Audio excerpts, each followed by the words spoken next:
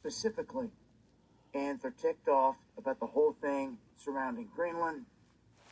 And at this point, it doesn't look like anything is going to change diplomatically. The same threats are out there, but they have sent military aircraft down into the region.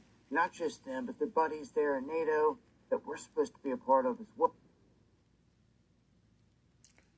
Because Trump wants to take Greenland by force. They don't want to do any type of negotiation with Trump. They want Trump to leave them alone. Trump not going to do it. Now, why he want Greenland, I don't know. I guess we're going to know later why he's so specific in getting Greenland. But these people are out here protesting because they don't want to be bothered with Trump. They want Trump to leave them alone. Well, with Trump threatening to leave NATO if he don't get his way here with all this. So you can see all these people. You can see here, panned out shot, just how large the crowds are. And that's a lot of people that's against Trump. A lot. Massive. People coming out en masse, very upset. You're really looking at it like there's no respect for an ally. That's only because there's no respect. Trump don't care about them. Only in what he wants to get. That's going to benefit him. That's all he care about. He don't care about these people. They can protest all day long. He don't care. And not only have other countries participated in doing drills down here within the past 48, 36 hours, but Greenland themselves sending down these F-35 fighter jets and a French MRTT tanker to work in these drills off the coast. And really, some are saying it's moot because it's really... Because what's going to end up happening, Greenland are coming bomb us. It's not like they can't do it. Or Iran, or China, or Russia. Because of Trump. Because he's not going to give up until he gets what he wants. Which is Greenland. All they've got, they're calling on their buddies for backup. And that's the entire point that Trump has here. That they can't defend themselves. And that if you look up and down both waterways, it's China and Russia all over the place. And it's the truth. Well, look what just happened. They just signed a pact with China. Denmark signs the first ever defense pact with China to purchase J-20 and J-10C jets amid this tension with Trump and this whole NATO thing. So they're literally... So you don't plan on just buying jets and not use them, Israel? Going right into the hands, running straight to China in this instance. And that's the whole reason Trump wants to get this area. So now they're going to go run to the enemy and sign this deal. It's because Greenland is willing to do anything that's necessary to fight against Trump, to keep him from coming to take their land. It's an escalation nonetheless here. And I'll also say that Canada's leadership just came out and welcomed Xi Jinping in China with open arms and pushed the U.S. to the side and said that he looks forward to this relationship with China under a new world order, was his exact words and then the headline, in turning on us.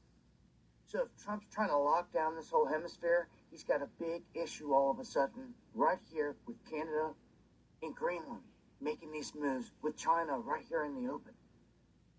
How he handles Canada, yet to be seen. Really, nothing's been said about it. So what happens from here? So he's going to try to handle it the same way he's handling Greenland right now. Same way. He's going to try to take it by force. Everything is always taken by force. He don't try to work on no type of negotiation with these people. So we are enemies with Greenland, Denmark, and Canada. really is pretty big. They put like a $700 billion offer out there, which is like $10 million a head for the people of Greenland. But it's the people in Denmark that are coming out en masse. They weren't coming out en masse, so to speak, in Denmark, where it is. Some of the people on the ground there like the idea of the $10 million option because they never had it before, and they could actually leave that climate, leave the area, and some would be willing to accept it.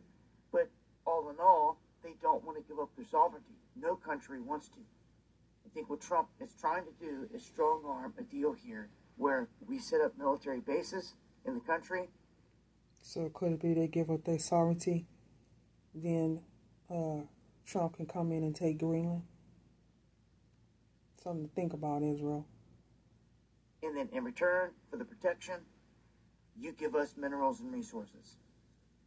If they can work out that type of deal, it stays Greenland.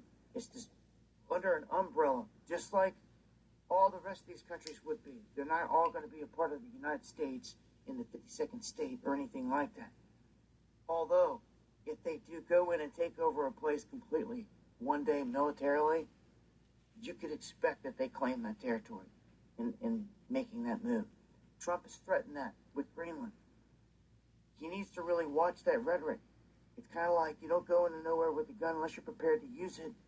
And like, it hasn't made him look good here on the world stage, that's for sure. And a lot of people, even in Iran, the protesters on the ground that were waiting for his help because he said help was on the way, they feel let down and disappointed. They've turned on him because they say it was a setup, that he said help was on the way, he was coming to stop all the killing, and like no help ever came because he stopped the strikes because they believe it would have escalated to something bigger that they were not ready for. So some people are out there even saying, going as far as saying he chickened out last minute and all this other. So how they looking at it with Trump is he is not a man of his word. They can't go by on anything that Trump says. Nothing. His word to them means nothing.